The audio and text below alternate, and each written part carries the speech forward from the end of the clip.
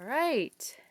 Hello everyone, Stephanie Kobe again with our second to our last installment of our Kobe Farmhouse Haunted mini-series before Halloween.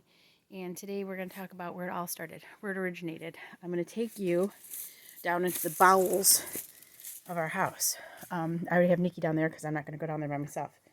But you can see that in order, we have this thing that flips. It's probably like some kind of a place to keep food or whatnot.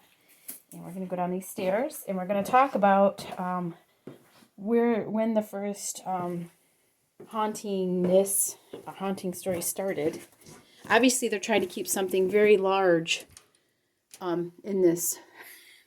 I don't know why you would require, why it would require to have a giant screen door in your basement, but our house does. So here it is. Here's Nikki. You can see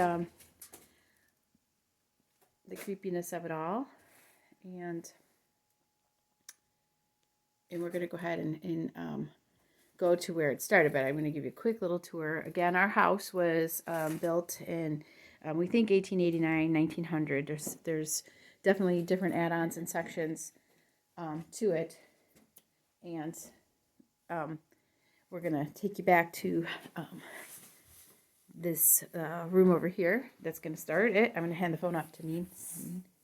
She's so excited to help me with my story. Okay, so it's going to start here with this creepy, I turned the light off already, creepy light here, creepy room. Probably a root cellar or something, or a place where your dad hides your stuff when you don't put it away, or your sister kind of pushes you down and closes the door and runs away, as Riley did to Nikki one night when they were down here doing something. Like creepy hole over there? Yeah. But anyways, so we're going to come back over into this room over here and talk about, well, the history of the house. Obviously, you can see there's many add-ons, many rooms. I think it's very actually well built for such an old house. I mean, it's got, the foundation is actually, even though it's crumbling in some places, pretty strong. And you can see the different add-ons, the sections of the house. I don't know if this was like original cabin and then they added on to a higher, to actually make it a basement, not a Michigan cellar basement. But, so, let's, oh yeah, my brother. The direct floor under the living room. There's holes. You can see right up into the living room to that floor. And it's very cold, so that's why we don't usually go in. That's the parlor room. We were in there before talking about stuff. This is my brother's food stash for prepping. He likes to prep. He left that when he was visiting. And some serious, this is the slaughter table. This is where you cut up people. No, I'm not sure what why this desk table down. It's pretty kind of cool, but all right. So we're gonna get started with the very first story. Starts to even before we moved in. Is there anything in the drawer, Nikki? No.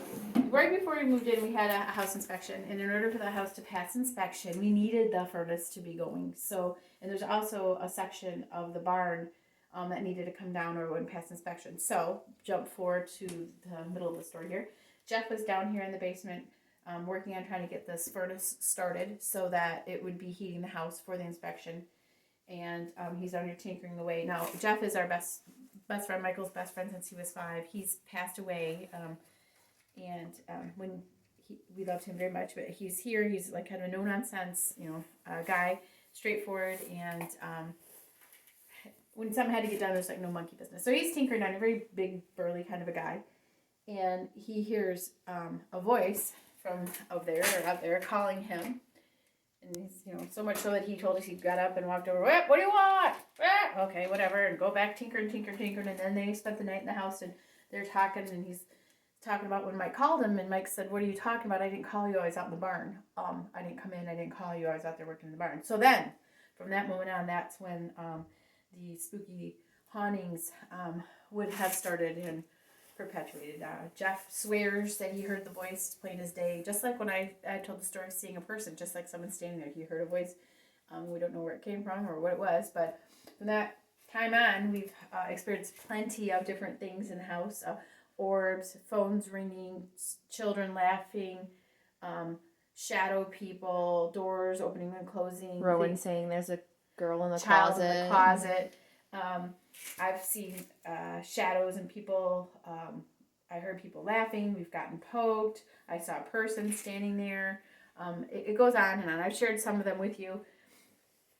And like I keep telling everybody, we didn't believe in any of that stuff. And I don't even know if we really believe in it now, but it happens and we can't explain it. Our house isn't scary, or it's scary to other people, it's scary to us. We love it, but and we can't explain the things that happen and continue to happen. Not so much now, but I heard someone laughing the other day. I saw a shadow. You saw a shadow the other day. Mike got up off the couch the other day and saw a shadow walking around in the kitchen and looked at it. I mean, it just goes on and on. I've forgotten more of the things that have happened than have happened. That's how many things have happened. At least once a week. At least once a week something happens and we just can't explain it. But anyways, that's the original story. That's when it began. So tomorrow what we're going to do is I have my Beetlejuice yard display out in the front. I got my fog machine working. So I'm going to go ahead and give you a tour of that tomorrow. And that's going to wrap up our Kobe Farmhouse Haunted Farmhouse mini-series before Halloween. And again, it's just for entertainment purposes. And I hope you enjoyed the stories. And I encourage you to get on and make your own stories. Thanks for listening.